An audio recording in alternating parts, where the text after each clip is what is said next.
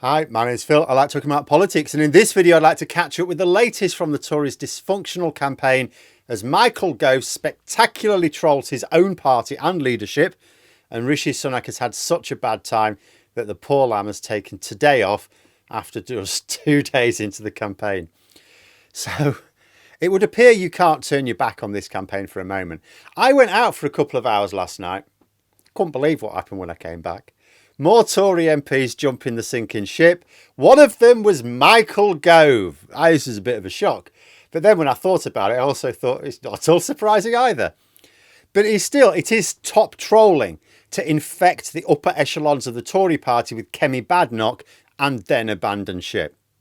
And despite what you may think of him, and we all do, he sure knows how to stab his own side in the back. When Rishi Sunak announced to his cabinet that he was going to fire the starting pistol on the general election, there was surprise. I mean, let's be honest, the Conservative Party as a whole was quite surprised at this.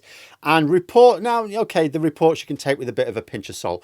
But there were reports suggesting that although he largely got support, there was pretty strong opposition, but he largely got support. It did raise more than a few eyebrows. They were all going, "Are you mad?" So Michael Gove rallied the troops. Apparently he quoted the SAS motto, "Who dares wins." He would say, "Who dares wins, and we are the ones who dare, and so we will win," or words to that effect. So the Conservatives had Michael Gove, considered one of their most able ministers, which is another tragic indictment of the Conservative Party, rallying the troops, saying, "Yeah, this is brilliant. We're going to do this. Yeah, get behind this." Pure optimism, the thing they love. Only to tell them a couple of days later, "Yeah, that election campaign I'm really positive about, yeah, I'm leaving." He announced he's stepping down. There are now more Tory MPs stepping down for this election than in 1997. There are several possible reasons why Gove would have stood down himself. He stood a good chance of losing his seat. He may not have fancied being one of the prize scalps claimed at the election. I actually saw someone responding with the news on Twitter they said, "Hang on a minute, you're ruining this for me. I wanted to stay up late and watch big names like you fall. Come back here and lose."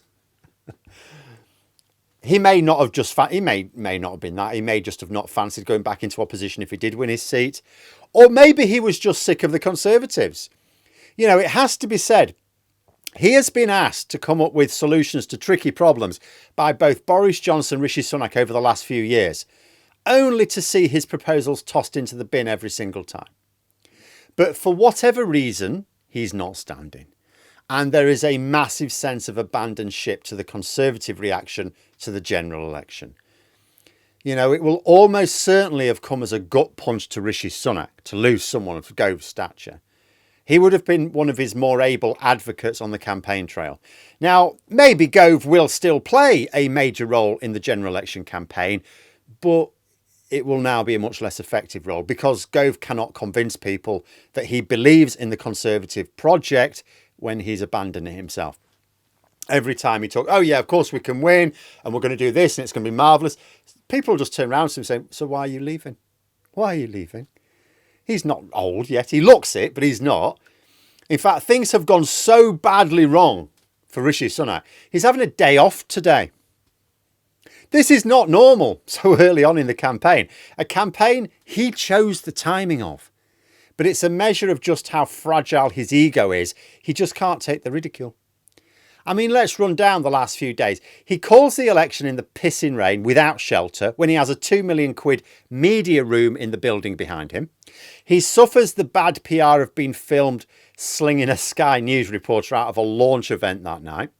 The next day, we have Conservative councillors pretending to be biscuit factory workers in order to ask planted questions, whilst pretending not to be Conservative councillors. Got caught out immediately. Then there was the gaffe in Wales. Then yesterday he visits the home of the Titanic, and then another photo opportunity later on where he's literally building a red wall, and he was photographed surrounded by exit signs. It was all too much for political spoofers. I have come to the conclusion that it is not possible to have so much concentrated stupid. So surely some of the people at CCHQ organising this have got to be Labour or Lib Dem agents. Got to be. And so Sunak has taken today off in order to debrief and make less of an arse of himself next week.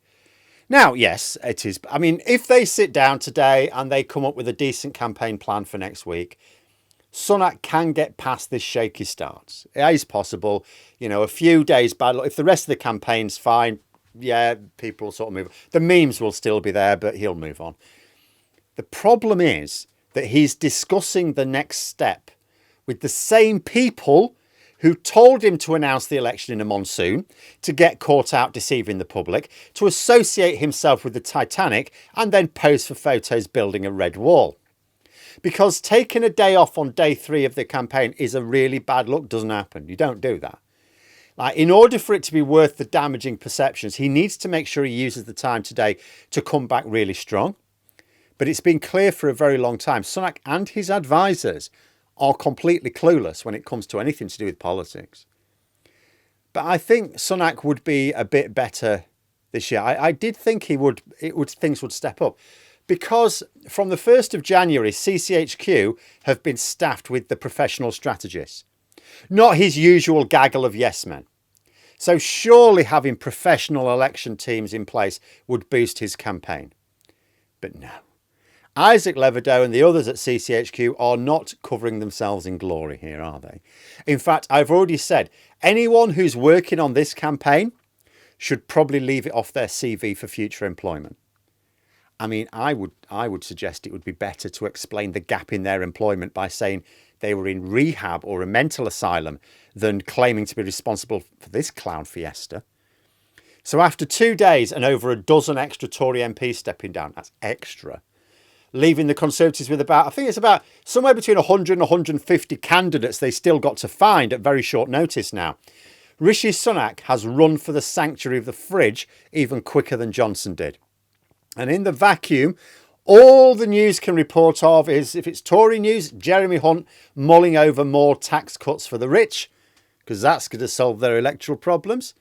I mean, being clear, although everyone would need a breather at some point, I mean, the general election campaign will be grueling for anyone. 6-week campaign, you know, but it's not normal to need a break so soon. Starmer's out today, engaging with the public. He was praised by journalists yesterday for talking to real members of the public, you know, not Labour councillors in disguise, and answering their questions.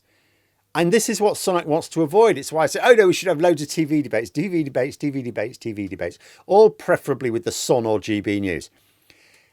He knows he needs to be visible, at least in the news. And people kept saying to me, look, he will hide away like Boris Johnson did in 2019. But I kept saying to them, he can't afford to. Boris Johnson could, because he was well ahead in the polls. He was playing a defensive game. So in footballing terms, he was parking the bus. He could get away with that.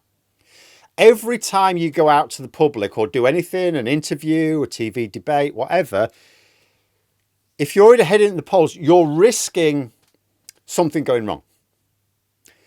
So Sunak is behind the polls by a good 20 points. If he's going to narrow that, he can't hide. He's got to make an impression on people that he has so far failed to satisfy. So he has to do things. He has to put himself out there. But he knows he can't do it with candid question and answer sessions. First of all, he is defending a dog's breakfast of a record. He can't possibly be believed on anything he claims he will deliver. But he's also personally very bad at connecting with people. Like Keir Starmer, by contrast, appears awkward a lot of the time in front of a camera. But he is much more personable. When there's real people around him, he's fine. He's absolutely fine. Sunak has no connection with people at all through the camera or in person. So he has to fabricate it. His entire campaign is being designed as a sort of pre-recorded theatre. Something people are expected to watch passively, but not participate in.